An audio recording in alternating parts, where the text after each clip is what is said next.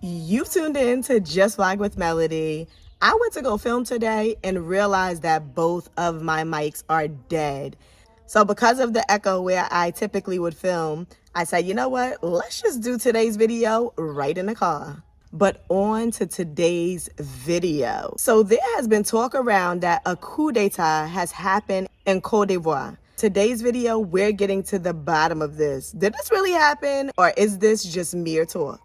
So of course we had to do our due diligence and do some investigation to dive deeper into this matter. I woke up, like 2 days ago, and just seeing Côte d'Ivoire all over the internet trending, saying that a coup had happened. And so we were kind of questioning, was it true? Was it just a rumor that was going around? We needed to get to the bottom of it. So hubby and I decided to put in some phone calls to a few people that we know there. And along and behold, it is a full story. It did not happen. The military has not taken over, and the current president is in fact still in power. Now, why they decided to tell this bold-faced lie, I don't know. Maybe they just seen so much happening with Burkina Faso and they had to get the trending themselves. So I don't actually know where it came from or why it was even started to begin with. But it wouldn't be a bad idea if this actually were to happen. And there has been some tension between Burkina Faso and Côte d'Ivoire.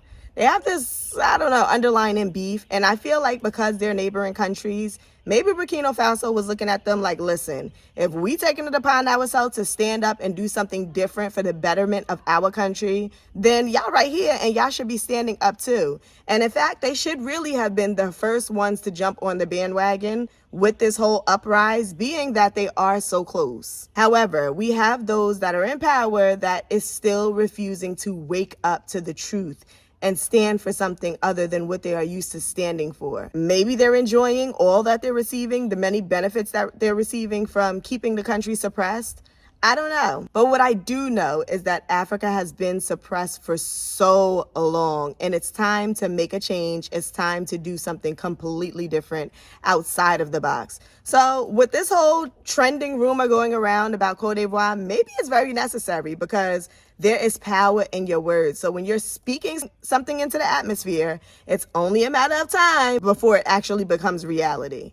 So maybe that's the intention behind it, to maybe speak about it in hopes that it's going to enact something within the country and get the people to wake up and realize that they need to do something different, that they need to take matters into their own hands and take a stance against corruption. At the end of the day, when you have a country that is experiencing extreme corruption, it's only hurting the citizens because the people at the top is always going to be the first ones to be privileged from the whole ordeal. But the ordinary citizens are going to be the ones who are going to suffer the most in a situation like that.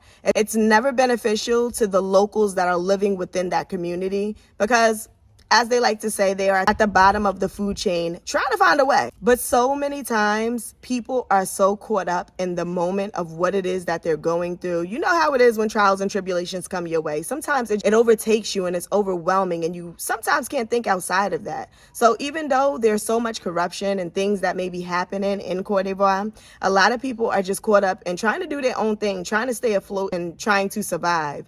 Maybe they don't have hope that things can change. Maybe this is just the normal that they are used to and accustomed to, and they don't see anything outside of that. The time for Africa to rise is right now. Not in another month or 2 months or 3 years, but right now. And it's important that Côte d'Ivoire starts to stand up and take a stance against the challenges and the issues that they have going on in their country that is keeping them ultimately suppressed. And I don't even understand what is up with all of these borders. Why do we have all of these borders? That's like if you go to the United States of America, you can move from state to state freely with no issues. So I don't even understand why Burkina Faso and Côte d'Ivoire is so close and yet they're considered two different countries. And we all know that the Europeans came in a long time ago, separated, conquered, and divided. Then they split up various parts of Africa, claiming territories for their own. And hence, even today, we still are faced with these same borders that were put in place so long ago by the Europeans. And we haven't actually got outside of that enslaved mindset that we should live in a borderless Africa. There should not be borders separating us. Africa should really be one whole complete country. And I remember growing up as a child, when I thought about Africa, and even when I heard stories about Africa, I never knew that there was like many different countries. I always presumed that Africa was a whole. We don't break Africa up. Ghana is one country, and Côte d'Ivoire is another country, and Burkina Faso is another country, and then you have Mali, that's another country. And we look at it as Africa. And when we reference Africa as a whole. Just naturally, we don't divide it and break it up the way that it is when you get here. So it was really weird to me when I came to Africa and discovered that it's so broken up and that you need a visa to get to certain parts depending on where you're going. To me, it didn't make any sense then, and it makes no sense now.